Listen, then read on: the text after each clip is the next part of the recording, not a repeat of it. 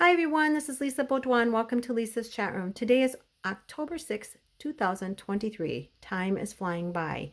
And unfortunately, I had a vacuum like this and I broke it. And actually, I have two vacuums like this and I broke one of them, so I had to go buy another one. I'll explain it in a minute, but before I continue, I have to disclose that I'm not an expert at anything. So anything you buy, use, or try that I share with you, you do so at your own risk and peril. The other thing is I don't get paid for this. This is not something I get endorsement from. This is just to help other people because I really do like these products that I'm showing you. I will very rarely talk about a product I don't like. And this also ties in with my chemical sensitivity. So if you want to understand more about that, you can go to that playlist and watch those videos one at a time, and then you'll understand more about that. But I have two vacuums, usually one upstairs and one downstairs. And the one downstairs is always used when chemical dander, like formaldehyde or whatever I'm sensitive to. I have these allergies and this issue going on. So whenever that gets into the house, I use that downstairs vacuum. I bring it back downstairs so that I don't have the chemical dander in this vacuum. This is my upstairs vacuum. The downstairs vacuum I actually use to vacuum clothing to get chemical dander out of the clothes.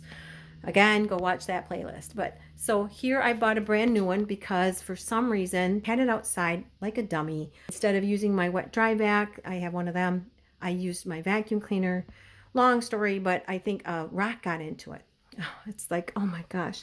But the thing about this is this isn't going to really wipe out a lot of money out of your wallet. It's about $55 and tax. And then also with the warranty, depending upon the warranty you want, I think they've got a 2-year or a 3-year warranty.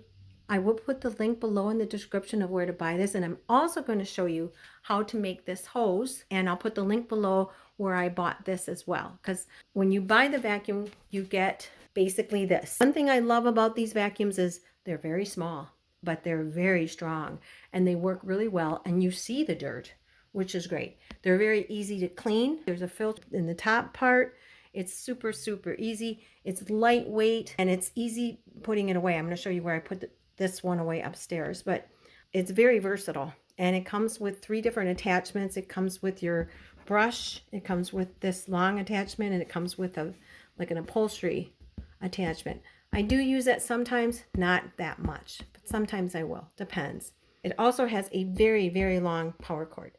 So you got to be really careful not to get that power cord underneath the vacuum. It does have a 1-year limited warranty, but I bought the special warranty for, I think it was 3 years.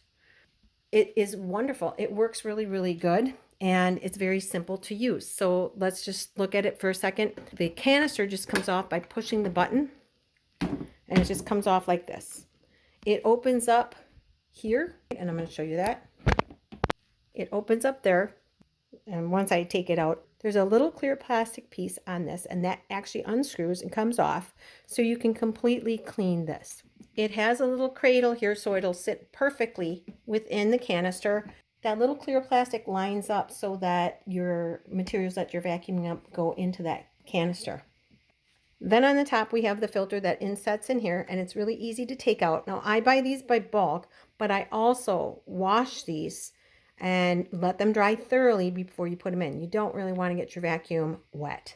So you just let them dry thoroughly, and then you put it back in. And I clean this out once every month or 2. So it sits with the white on underneath, and then you just pop it together. It's really simple. And then this just goes right on here, and it just snaps into place. So usually the handle is right here. It pops into here, and there's a little mechanism to push to take it out and put it back in, and you hear it snap in. There's also this for the attachment. I don't usually keep that on there because it's a pain. I keep them in a bag. I don't really use that one that much. I use the brush, and I use the other one, the long one. I use that a lot. So this little box, pictures are actually blurry. It's not my camera. It's so weird. But it shows you what you can do. You can use the regular, and I'm telling you, this is a great vacuum. It really does pick up the dirt, and you can see it. That's what I like about it the best. Aside from that little filter up there, there's really nothing to it, and it lasts for a long time. Again, I think I broke mine. I think it got a little pebble or something up in there, and somehow it just jammed it. So I've turned it on its side. It's kind of cumbersome to try to do this on the counter, but it's best for me. So basically it has this nice roller. Also too, it has this little spring adjuster. You got to be careful. You don't want to take that off. I've taken it off, cleaned everything off, and put it back on. And this is a pain to put back on because you got to get it right under that spindle. Underneath here too, when you take this off, there's a belt. What I do is if I have to take this apart and the belt off, take a picture of where the belt is supposed to be because you want the belt lined up. Now I'm going to show you how to do this extra hose. And the reason I did the extra hose is because if you look at this attachment here, and if you look on the box, you see this woman, she's like reaching up really high. It is really tough with this hose attachment. It doesn't work really great. And where it attaches, this little green attaches right here. There's like a little lock here. Also too, for the handle, there's a little lock. There is not a lock for the attachments, which is great because sometimes the hose becomes cumbersome, so you want to be able to twist that around. So let's get on to how I made the attachment. All I basically did was cut this with a wire cutter, and then I pulled it out of both sides. Both pieces have threads inside. What I had to do was I had to take and I had to use duct tape.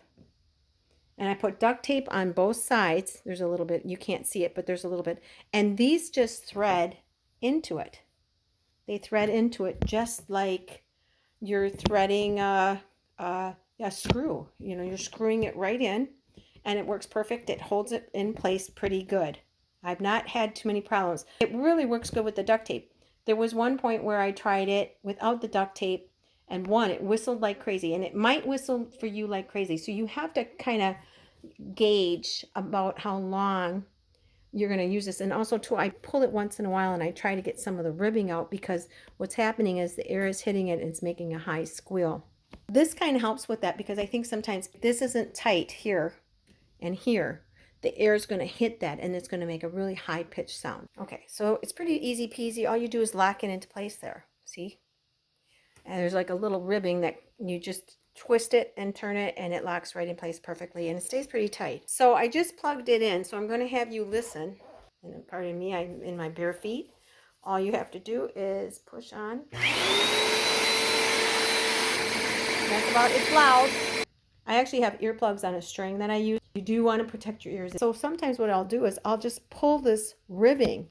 I'll just kind of hold it and pull it to try to get that ribbing a little straighter. And it also could be because here we've got smaller and then bigger, so the air might be getting captured there and making a whistling noise. The first time I did it, it was pretty bad, but I also had it much longer. So I reduced it down, and to me, this is pretty good.